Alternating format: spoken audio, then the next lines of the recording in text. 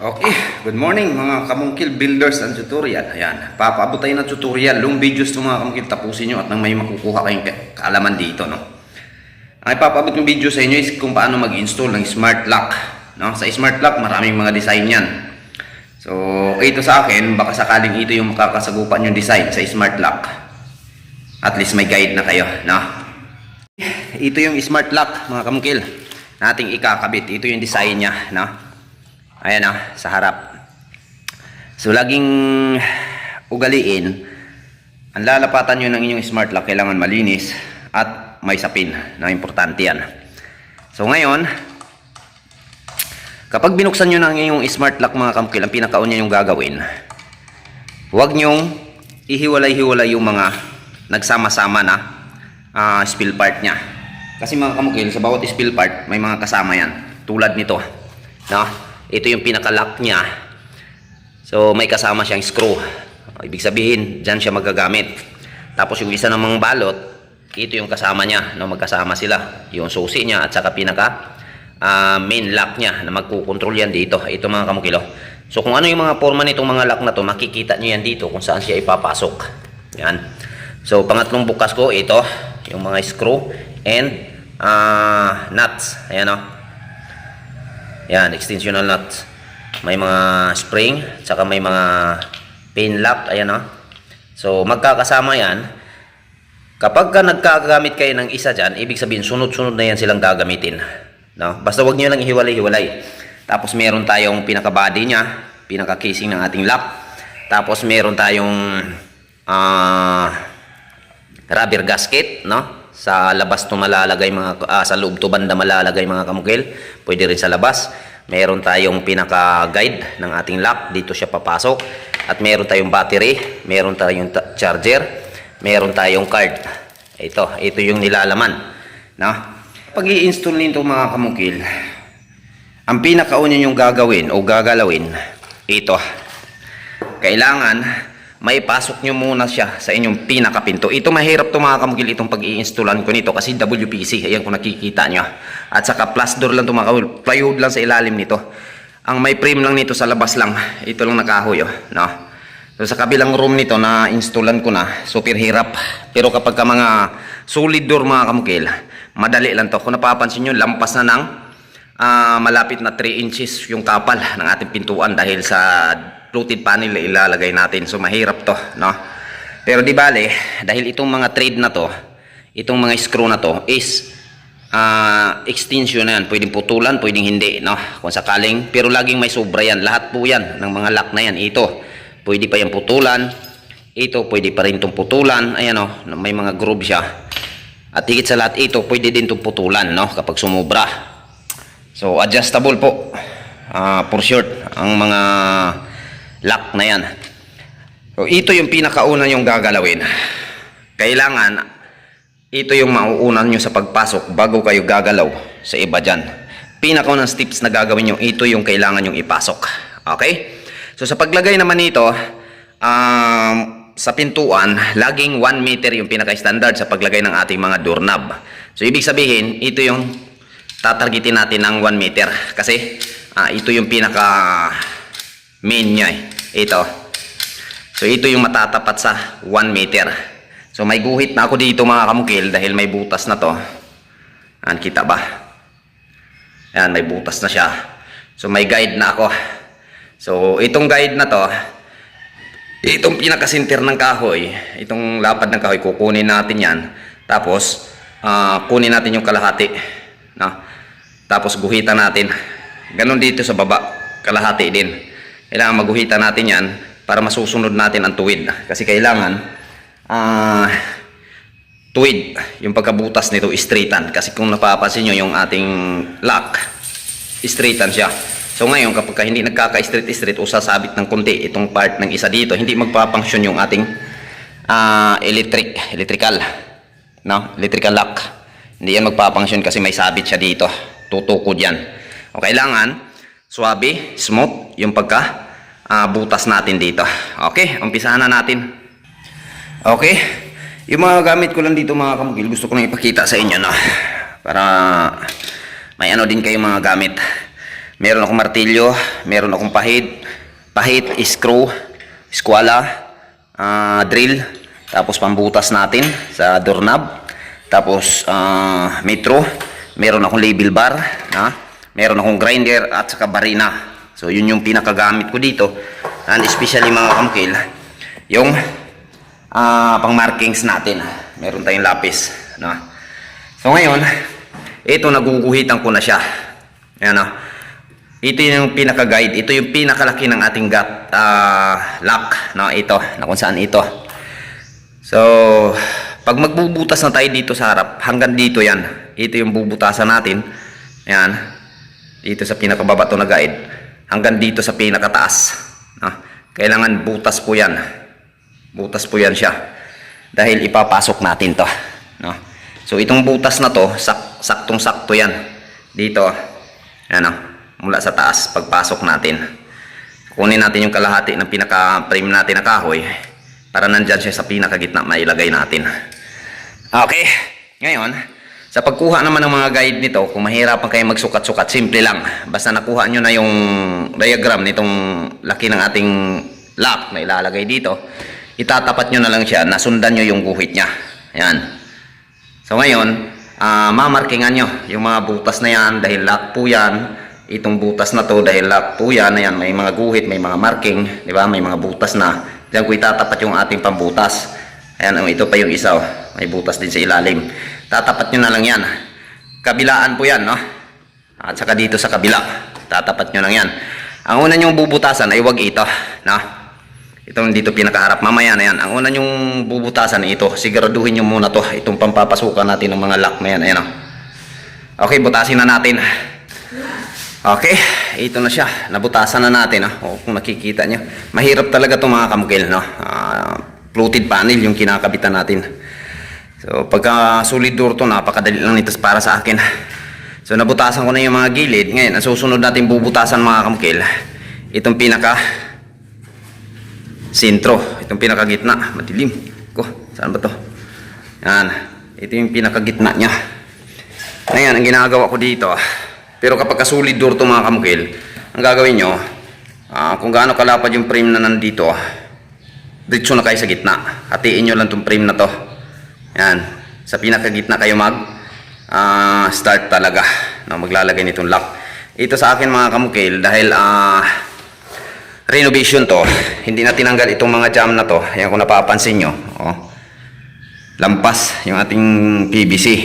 Lumampas na siya kasi may fluted panel tayo nilalagay. So ang ginagawa ko, ito yung kinukuha kong reference, itong pinaka-jam natin. Ginuhitan ko yung gilid na to. Yan. Para magiging sakto siya. Na kung saan, ito yung sinusunod natin. Nilalapat ko na lang siyang ganyan. Sinusunod ko siya sa guhit ngayon. Ayan sinusundan ko yung guhit na kung saan doon natin kinukuha sa jam. So dyan siya matatapat. So nakikita nyo mga kamukil, wala na tayo sa sentro. So, problemado yung jam na yan. May konting diferensya. Hindi tayo makapag-abot dito sa pinaka-sentro niya. Yan. Against the light pa. So, ito yung pinaka-guhit niya mga kamukila. Ayan So, yan yung reference natin sa pagbubutas. May mga guide na ako dyan kung saan itatama itong pambutas natin. Okay. Butasin na natin.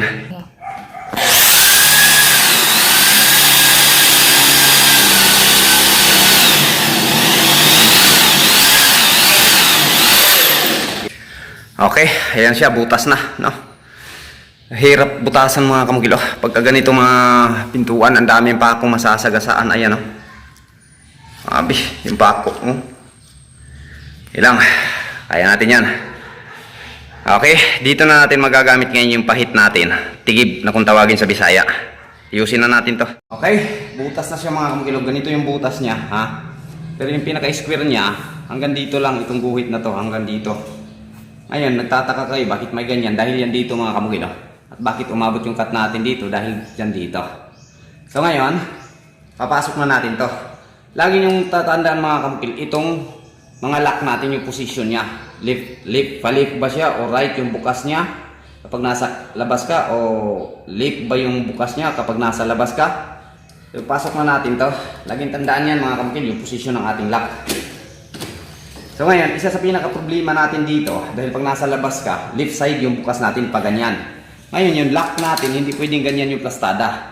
Dapat itong naka-slanting ng konti, nakaharap to dun. Isa sa pinaka-problema ito mga kapatid, kung walang alam yung magsisit up ng mga smart lock. Malamang, ang ibig sabihin nito, ipapabalik to. Sasabihin na mag-order ng ganito yung forma. O di kaya, yung option nila, dahil mahirap yung mag-order, babaguhin na naman yung bukas ng pintuan.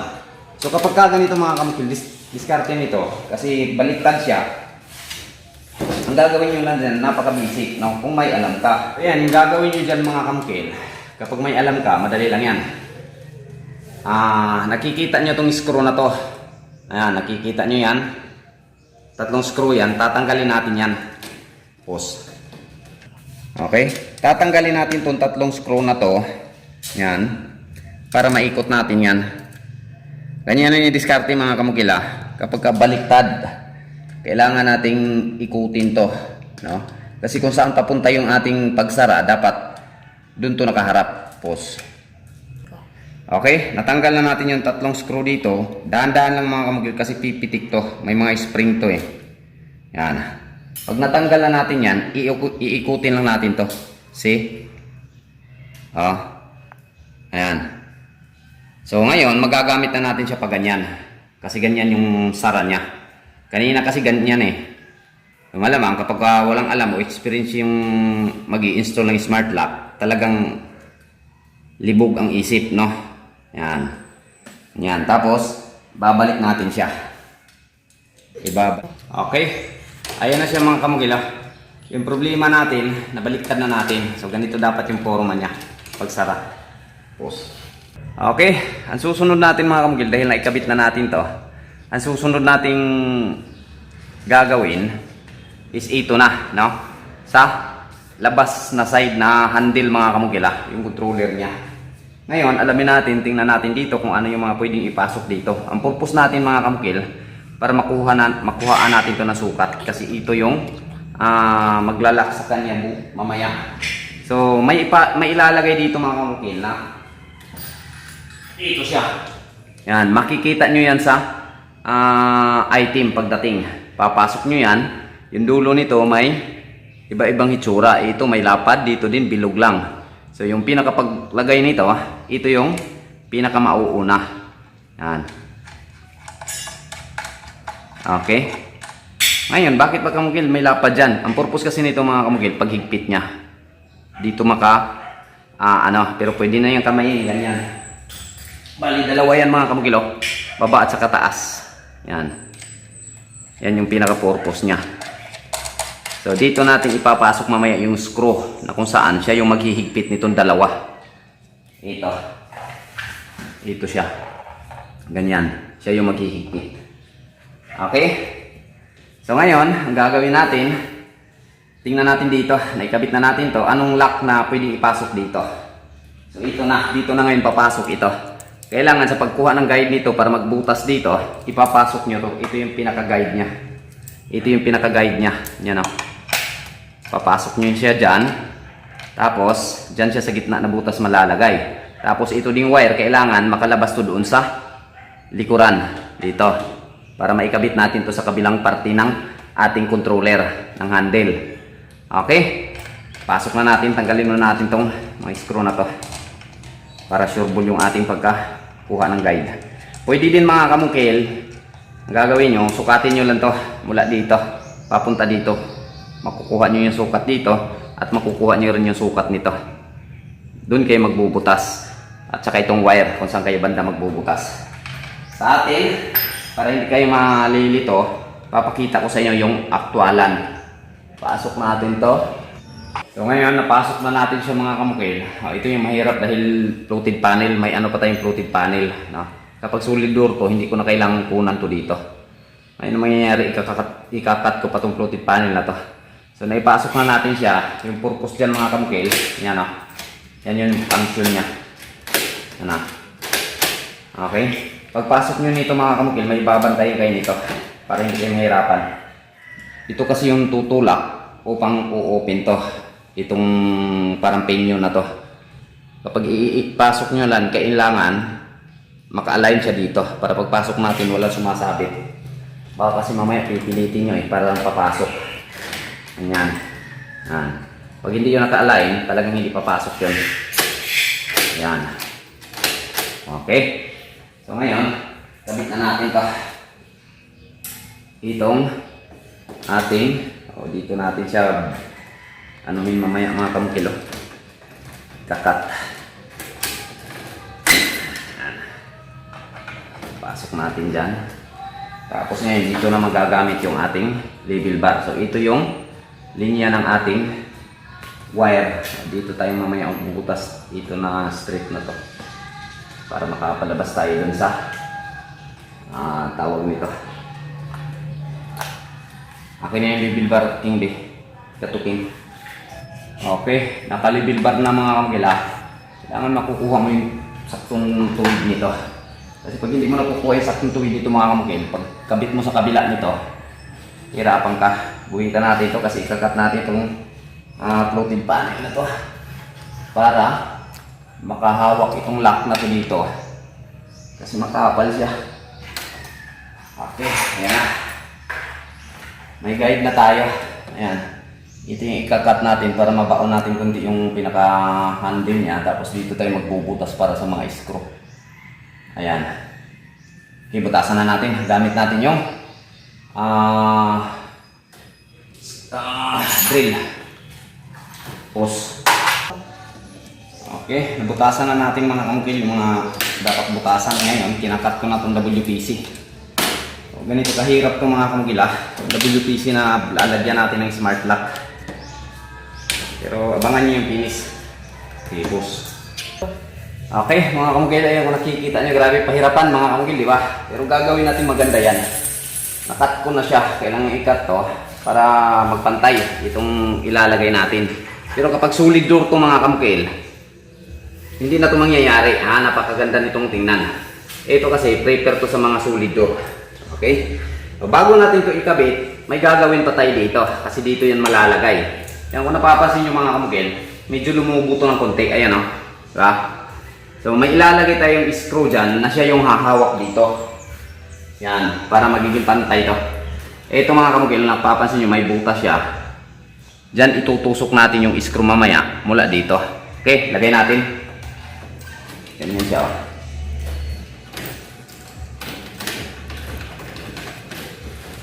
Yan yung pala tandaan yung mga kamukil na pag ma-shoot na yung screw natin, okay na yan. Yan yung pinaka-guide niya. Pusa na. So, ayan na siya mga kamukil. Pasok na natin. Ngayon, ito yung pinaka-screw niya. Ang purpose mga kamukil, bakit kinuhaan ko to dito? Para itong ilalagay natin is makakapasok pa ito. Makakapasok pa siya dito. Kasi kung hindi kukukunan, ito yung pinaka-level niya kanina mga kamukil. Kailangan ko tapyasan dito. So, sana lang okay na itong tapyas ko. Okay? Bago natin yon ikakabit, kailangan ito muna yung ipipix natin. Kukunin natin yung pinakasintro. Kapag papasok na ito mga kamukil na ma-lock niya na to sa pamamagitan ng screw na to, ibig sabihin nyo na yung straight niya. Hanggang dyan siya. Ako. Sana lang papasok. Okay, goods. Pause. So, ayan mga kamukil. Nung nahigpitan na natin, na-lock na din to. Wala na yung lumubo kanina. O ngayon, papansyonin natin yan. Ganyan na yung mangyayari dyan mga kamukil. Yan. Okay, pause. Ngayon, pasok na natin itong wire mga kamukil. Kung napapansin nyo, dalawa yung butas ko dito, di ba? Itong butas na to para sa wire. Tapos itong para dito. Yan. Pasok muna natin una yung wire. Importante mga kamukil, maipalabas nyo yung wire doon. Tapos pasok nyo yan.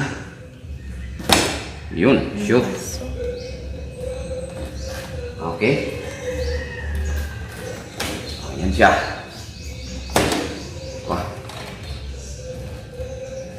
Pause na. Okay, kabitan na natin ng screw mga kamukil. Ilalak na natin to. Una, yung pag-lock nito, napapansin nyo, mayroon tayong makikita dito. Ito yung una nating ilalak. Okay, pasok natin. So ngayon, dahil WPC itong kinakabitan natin, kailangan natin ng matibay. Walang washer kasi kasama ito mga kamukil. Ngayon, nag-i-ayaw ko ng washer. Ayan, Ito yung ulo ng umbrella nails. Tinanggal ko lang siya.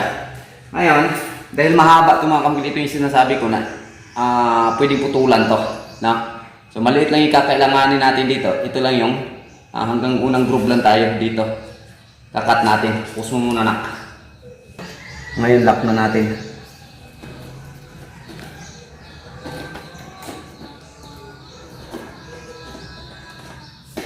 Naku po, kailangan tanggalin to.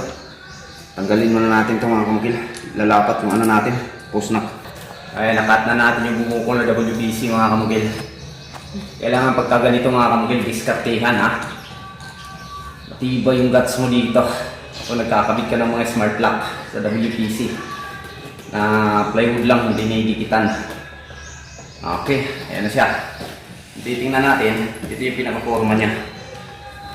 Ayan. So nagkabit na natin yung una. So first step na yan mga kamukil, malapit na tayo matapos. Push. Okay, ngayon mga kamukil, nakabit na natin yung kabila. Ito na yung ikakabit natin. Na? So may mga gagawin pa tayo dito bago natin maikabit to. Unang-una ito yung pinaka-pin niya. Na siyang magpapagalo nitong pinaka-huling panlock. So ito yung mga kamukil. Ito, papasok nyo lang yan dyan. Tapos, pasok mo itong pinaka-pin niya. Ayan o. Ganyan. Pasok nyo yan. Tapos ilock nyo lang. Post na. Okay. Naikabit na natin. So ngayon ang mangyayari mga kamukil, dahil kayo nasabi ko sa unang bunga ng video, pwede natin itong putulan. So kapag hindi natin kasi ito puputulan, ang mangyayari, pagpasok natin dyan, ganyan yan. Itong pinaka-casing niya hindi lalapat dito dahil mataas to. Ngayon puputulan natin to. Kung ano yung putol nyo dito, dapat ganun din dito. Kung ano yung sukat dito, haba, ganun din dito. Okay, puputulan natin to. Kukunin natin lahat ng may ano, ito. Okay, pause na. Okay, naputulan na natin mga kamukil. Ito, saka ito. Ngayon, baka makalimutan nyo. No? Ito yung magdadala, magpapaikot nitong ito. So, pasok natin. Ito na yung palatandaan nyo mga kamukil. Kung may ganito, makikita nyo sa baba yan banda. Yan. Okay. Pasok natin yung wire mamaya na. I-try muna natin. Okay. Pause na na. So ayan, napasok na natin siya mga kamukil. Ngayon, bago natin ikabit itong wire, check muna natin kung papunction ba. Yan, function siya. So ayan, ito. So ibig sabihin, gumana yung ating mga pagpuputol. Okay, ngayon, tanggalin natin, kabit na natin yung wire. Sa pagkabit ng wire nito mga kamukil, ito, may socket siya. Makikita nyo dito sa likuran. Yan, may kapareho siya ng forma. Diyan nyo lang siya ipapasok. Ganyan. Lapit na ang videographer ha. So, yung anak ko mga kamukil, yung aking videographer para mapaabot ko sa inyo yung video. Pasensyahan nyo na mahaba talaga to. Di baling mahaba. Kasi importante may matutunan tayo ngayon. Dahil salabat yung wire niyan, pasok nyo lang yun dyan para maitago natin siya. Ingatan nyo lang na hindi maputol. Pasok natin. Yan. Tapos, align natin ito dito. Isa sa mga pinaka-importante ito mga kamukil na ma-align. Align natin dito. Pause na, pause para ipunta. Ayan na, idikit na natin. Ngayon, dito natin ngayon ipapasok yung isang screw. Dito yung lock niya. Nandito. Katabihan dito mga kamukil. Yun yung screw na maghihigpit din dito sa baba na to. Okay? Pause. So ngayon mga kamukil, ito yung screw niya. So kung ano natin dito, sobra siya. So nasa sa inyo na yan kung putulan nyo o hindi, kung magkasya, no? Pero mostly talaga mga kamukil, pinuputulan to. So ngayon, sukat natin to. Pause na. So ngayon, napasok na natin sa mga kamukil. Ganyan na yung forma niya. So dito sa kabilang side ng ganito mga kamukil, secure na tayo, higpit na ito masyado. Higpit na ito siya masyado. Kasi may lock na dito. Tapos sa kabila, may lock din dito sa taas. Ang problema natin dito, ito dito. Lapit mo na. Ayan o. Nakaangat siya. Nakanganga. So dito natin yung titirahin ngayon. Maglalagay tayo ng screw dyan. Pag higpit nito mga kamukil, lagi nyo bantayan. Huwag masyadong higpit ha. Ito lagi nyo titingnan. Kapag kasi pumating na to, tumulak na to pataas, hindi na maganda yung function ng ating lock dyan. O, bantayan nyo, kailangan magkalibil lang sila, pantay. Ano? Yan. Okay? So yan, pwede na higpit na yan. Ngayon, paano natin mahihigpitan dito? Itong mga kamugil, itong board na to, napapansin nyo may mga liters, dito natin malalagay yung ating pinaka-battery. Ganyan na. May battery tayo. No? So paglagay ng battery mga kamugil, tingnan nyo to, kailangan nasa ilalim to. Kasi nasa ilalim banda yung, pwede naman to tanggalin lahat. Tatanggalin to natin lahat ngayon para lagyan natin ng lock dito mga kamugil. Ayan o, lapit nyo sa ilalim. O, may butas, di ba? Ayan. Diyan tayo mag-i-screw. Tatanggalin natin to, kung nakikita nyo, nasa ilalim yung pinaka-connector niya upang mag-function itong battery natin at saka itong mga spill part na nandito sa loob. So kailangan nakapabor yan sa baba. Pasok nyo lang yan, pero pagpasok nyo mga kamukil, hindi nyo yan may papasok kapag kaganyan.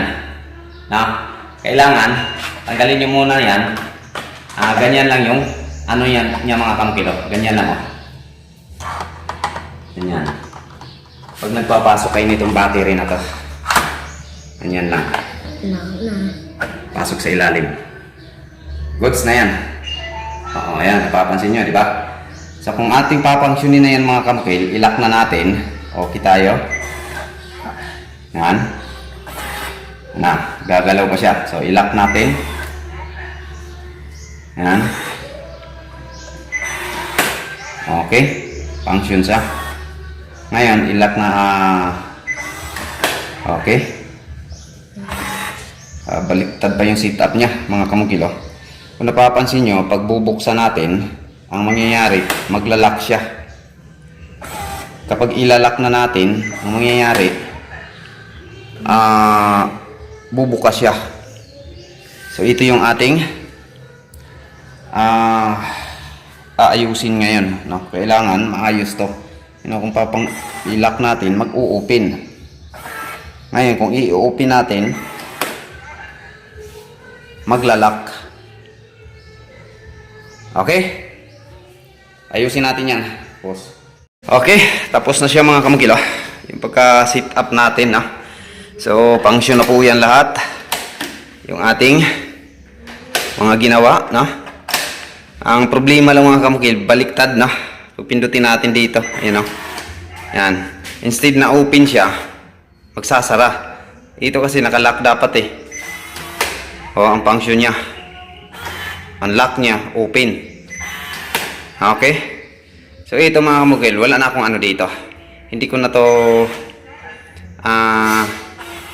makukuha pa, no?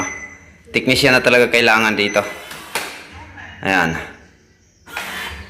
So at least tapos na yung trabaho natin. Thank you.